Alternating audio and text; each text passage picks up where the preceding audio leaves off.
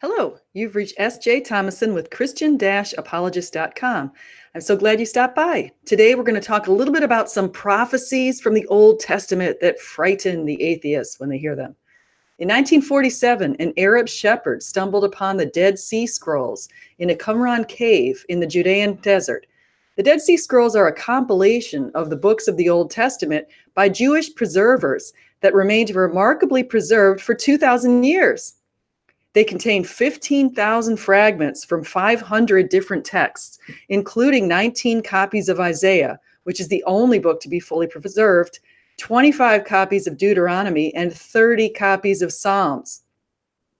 Given the authenticity and dating of the Dead Sea Scrolls, would it not be enlightening if we had any evidence in the Dead Sea Scrolls that pointed to Jesus? Isaiah 26:19 states, "But your dead will live, Lord. Their bodies will rise. Let those who dwell in the dust wake up and shout for joy. Your dew is like the dew of the morning. The earth will give birth to her head." Isaiah 61:1 says, "The Spirit of the Sovereign Lord is on me, because the Lord has anointed me to proclaim good news to the poor.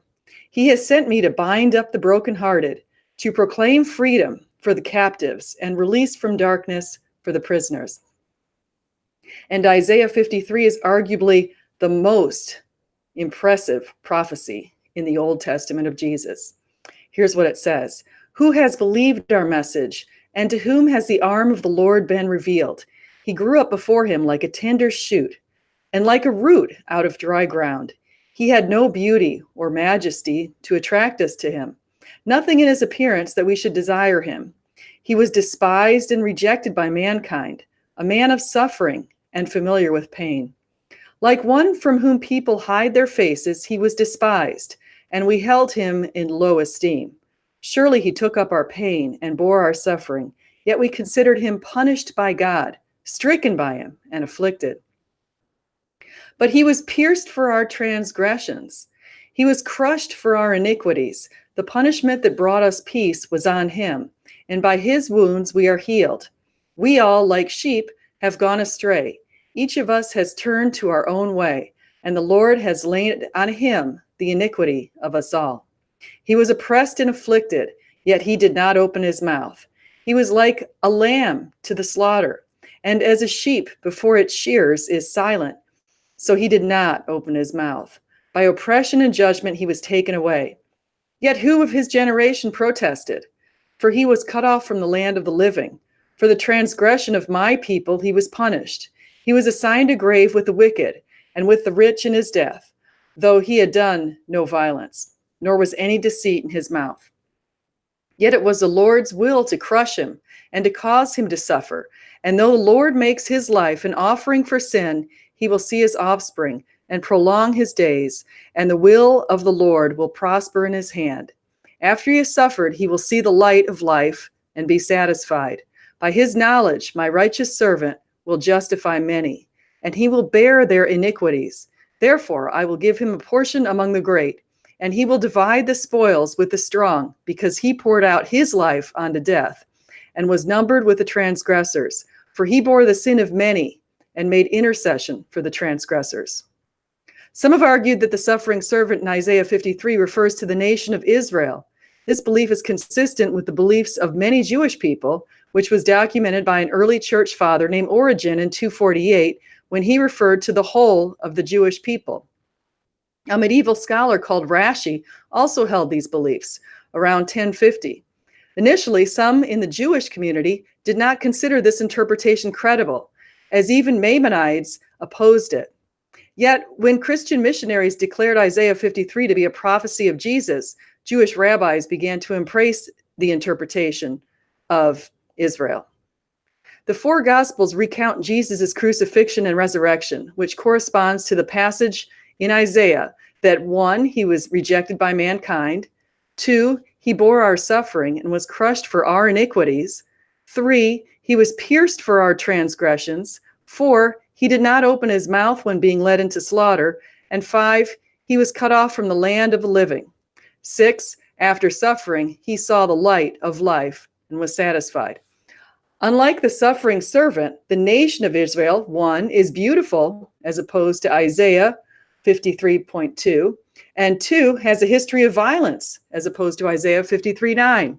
If the nation refers to the people of Israel as a whole, as Origen suggested, some within the group are beautiful, as opposed to Isaiah 53:2, and 3, all Jewish people have not been led into slaughter and have not been silent when persecuted, as opposed to Isaiah 53:7. God has always punished sins and reward righteousness. So punishing the Jewish group as a whole for the sins of others is inconsistent with the scriptures.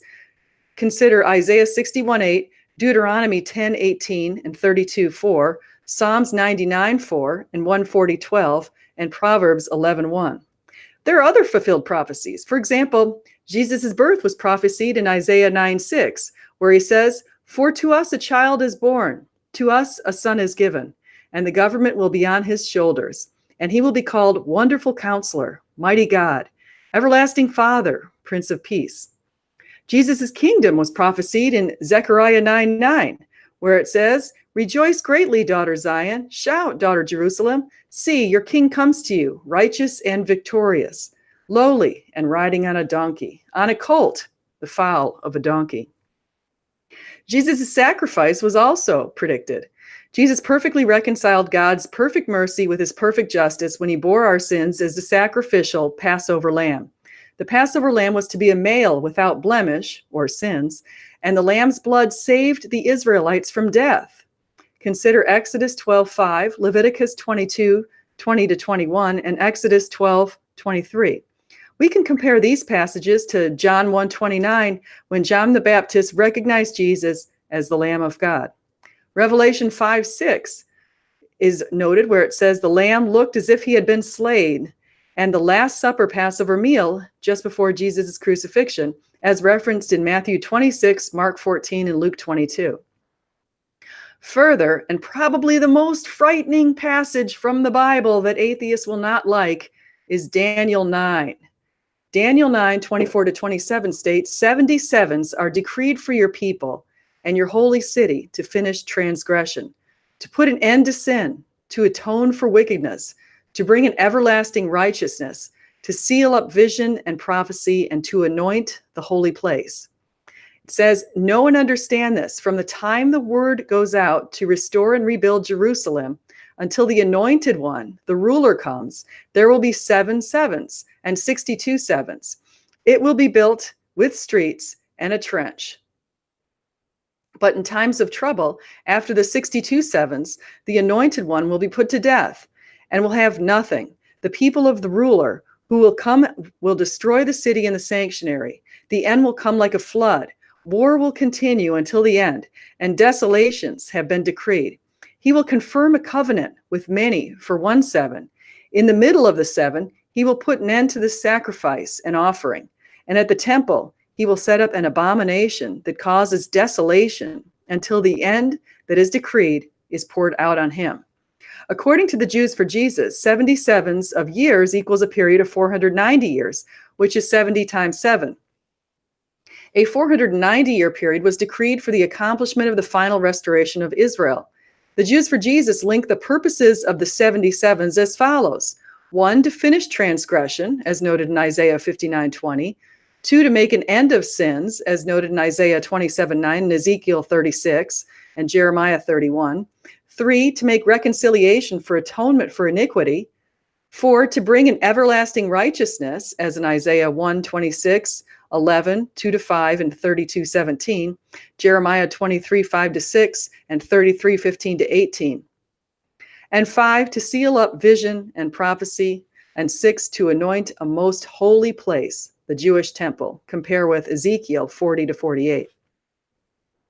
The Jews for Jesus further suggest that the start date for the 490-year countdown was either between 538 BC and 536 BC on the decree of Cyprus concerning the rebuilding of the temple, which you can compare with 2 Chronicles 36, 22-23, or Ezra 1, 1-4, 6, and 1-5.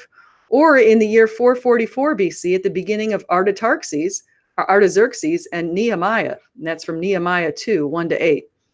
There were 2 other options, yet all 4 suggest that by 444 BC, the countdown had begun. Biblical scholars have supported the start date of 444 BC.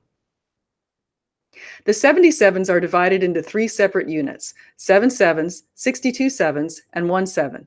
During the first time period of 49 years, Jerusalem would be built again with street and moat, even in troublous times. The second block of time, 62 sevens, a total of 434 years, immediately following the first for a total of 69 sevens, or 483 years. At the end of the 483-year time period, unto the Messiah, the Prince. In the time of Daniel, people believed years contained only 360 days, which when multiplied by 483 comes to 173,880 days. Dividing that by 365.25 gives us 476 years. Adding that to 444 BC and accounting for a no-zero year results in the year 33. According to Hayner in 1978, the report to Nehemiah occurred in Chislev around November-December of 445, and the decree of Artaxerxes, which you can compare with in Ezra 7 and Nehemiah 1-2, occurred in Nisan 10, or March 30th of 444 BC.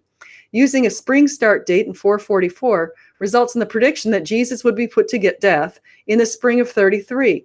Numerous scholars have supported the following date for Jesus' crucifixion, April 3rd of 33.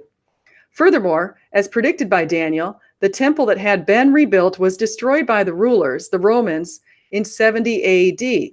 Now let's return to Malachi 3:1, where it points out that the Anointed One would appear in the temple. It was destroyed in 70 AD, so thus the Anointed One had to appear prior to 70 AD. Ezekiel 37:12-14 says, "Therefore prophesy and say to them, this is what the sovereign Lord says. My people, I am going to open your graves and bring you up from them.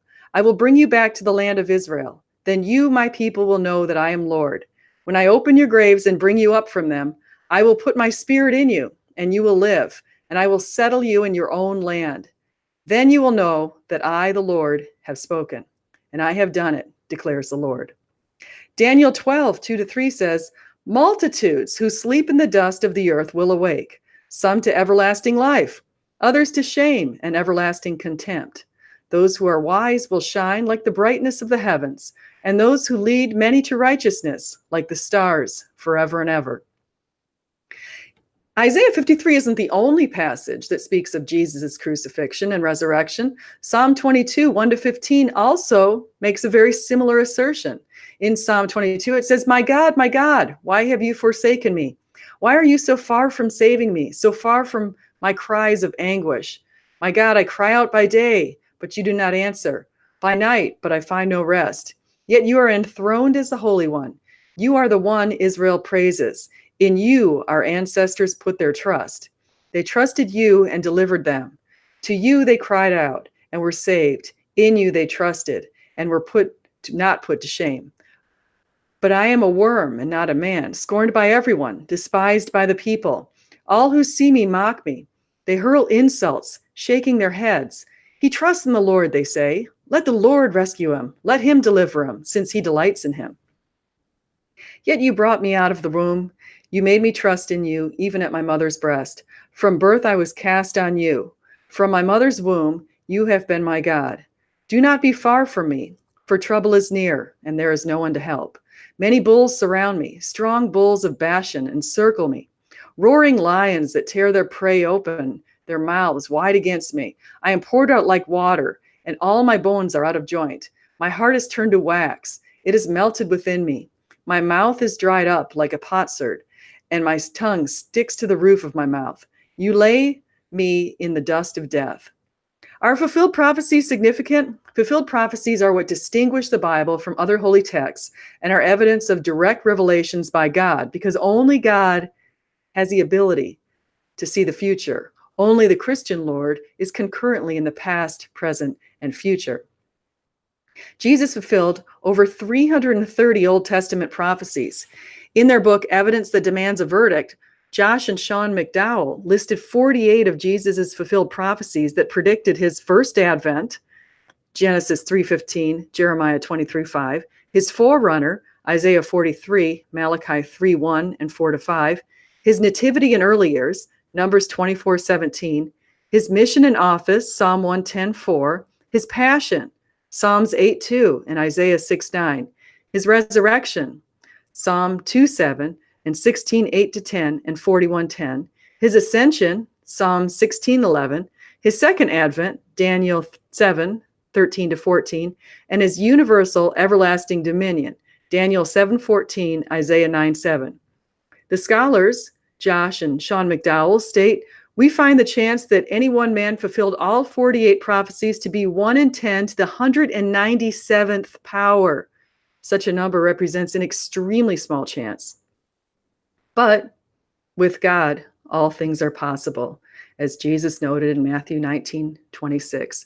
I want to thank you for coming by today, and I hope you'll refer my site to your friends and drop by more often. Again, you can reach me at Christian-apologist.com. You can reach me here. You can reach me on Twitter at LEAD1225. Thanks a lot. Bye-bye.